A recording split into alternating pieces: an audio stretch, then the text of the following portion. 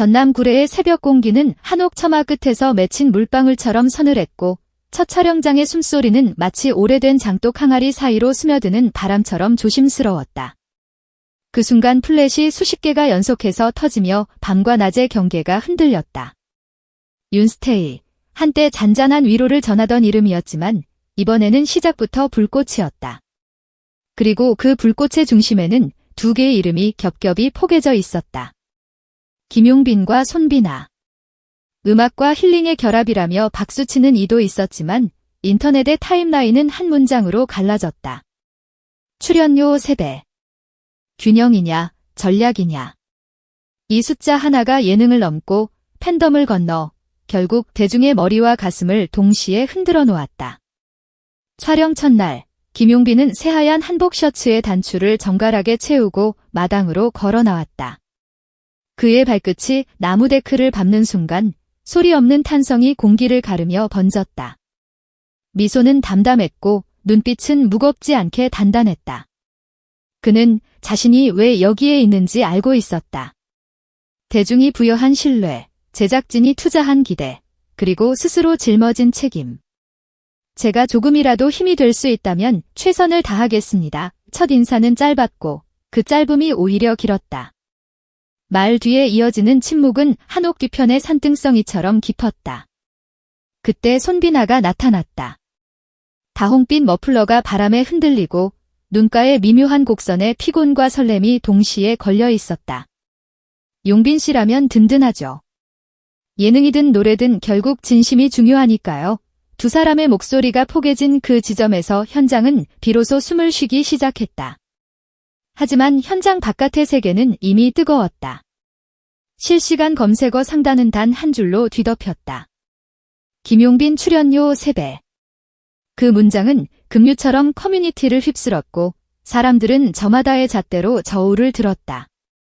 누군가는 예능 흥행을 끌어온 공신에게 마땅한 대우라고 했고 또 다른 누군가는 음악적 공헌으로 사랑받아온 손비나의 가치를 저평가하는 구조라며 목소리를 높였다.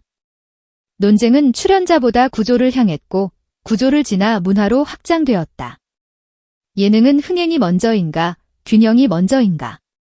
숫자가 말의 앞자리를 차지하는 순간 사람들은 숫자의 방향이 누구를 향해 있는지 추궁하기 시작했다. 제작진은 이 균열을 외면하지 않았다. 오히려 정면으로 파고들었다. 시청률은 곧 신뢰다. 나영석 PD의 이 말은 단순한 구호가 아니라 기획의 전제처럼 들렸다. 최근 1년 동안 김용빈이 등장한 프로그램들이 기록한 가시적인 성과, 방송 이후에 이어진 온라인 하이라이트의 폭발, 세대와 지역을 잇는 팬덤의 결집력. 제작진은 이 모든 것을 단순한 인기의 결과로 보지 않았다. 리스크를 계산할 수 있는 숫자, 스토리를 증폭시키는 장치, 생방의 변수를 견디는 체력. 그 합이 바로 출연료라는 것이다. 손비나에게는 다른 의미의 신뢰가 부여되다. 그는 감정의 결을 다듬는 사람, 음악이 장면을 붙드는 타이밍을 아는 사람, 아름다움과 서사의 연결고리를 만들어내는 사람. 제작진은 두 사람의 역할을 분리하지 않고 교차시켰다. 누군가는 무게추를, 다른 누군가는 방향키를 쥐는 방식으로. 그렇다고 해서 논란이 잦아드는 법은 없다. 인터넷은 언제나 단순화를 원한다. 숫자는 이야기보다 빠르다. 손비나의 이름 옆에 붙은 비교 문구는 끝없이 리포스트되었고 김용빈의 이름 위에는 부풀려진 기대와 불필요한 오해가 동시에 내려앉았다. 팬덤의 입장문은 상징이 되었고 상징은 곧 전선이 되었다. 해시태그가 광야처럼 펼쳐지고 좋아요와 싫어요가 진영을 가르는 깃발이 되었다. 그런데 이상한 일이 하나 벌어졌다. 전선이 길어질수록 두 사람의 말은 더 짧아졌다. 같이 웃고 같이 나누는 예능이 되길 바랍니다. 김용빈은 단 한 줄을 남겼다. 좋은 이야기로 증명하겠습니다. 손비나는 그 한 줄을 잇는 또 하나의 한 줄을 남겼다. 말들이 길어질수록 가벼워지는 시대에 이 짧은 말들은 오히려 무거웠다. 사람들은 문득 고개를 들었다. 혹시 우리는 숫자만 바라보느라 이야기를 잃어버린 게 아닌가? 둘째 날 밤, 촛불이 흔들리는 부엌에서 세 사람이 마주 앉았다. 나영석 PD는 오래 써온 노트를 펼쳤다. 페이지 모서리는 닳아 있었고 줄간에는 작은 글씨가 빼곡했다. 우리가 찍고 싶은 건 풍경이 아니라 마음이에요. 그는 그렇게 말하고 노트를 덮었다.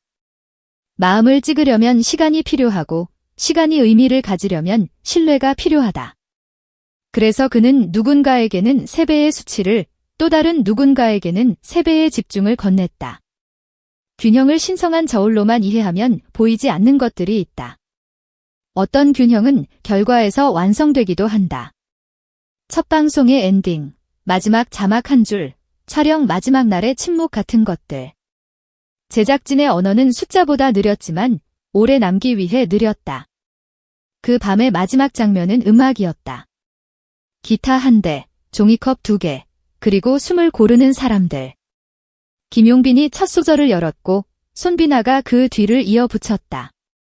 과장이 없어서 더 벅찼고 화려함이 없어서 더 반짝였다. 스태프 몇 명이 조용히 고개를 숙였고 카메라 감독은 뷰파인더를 조금 멀리 당겼다. 그 장면은 누군가의 휴대폰으로 3줄의 문장으로 흘러나갔다.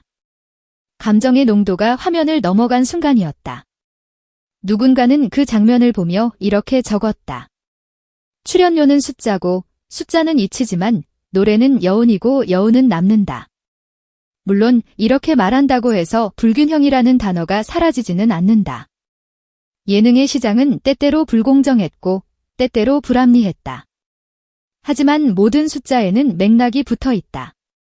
시대의 소비 패턴, 플랫폼의 알고리즘, 팬덤의 결집력, 세대의 공명. 그 맥락을 모른 척한 채 표면의 등식을 선언하면 균형은 정의가 아니라 심리적 복수에 가까워진다. 그래서 질문은 다시 정리될 필요가 있다. 출연료 3배는 균형을 깨뜨렸는가 아니면 완성하려는 전략인가? 이 질문은 첫 방송의 첫 분 혹은 마지막 분에서 비로소 대답을 얻을 것이다. 왜냐하면 균형은 눈금이 아니라 서사이기 때문이다.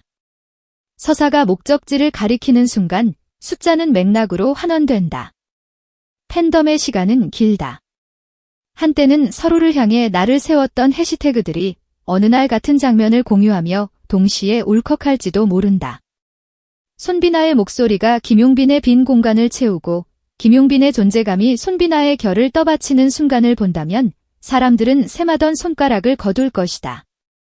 이 조합이 성공하면 누가 더 많이 받았는지는 흥미로운 퀴즈로 남겠지만 실패하면 숫자 전체가 비난의 화살이 된다.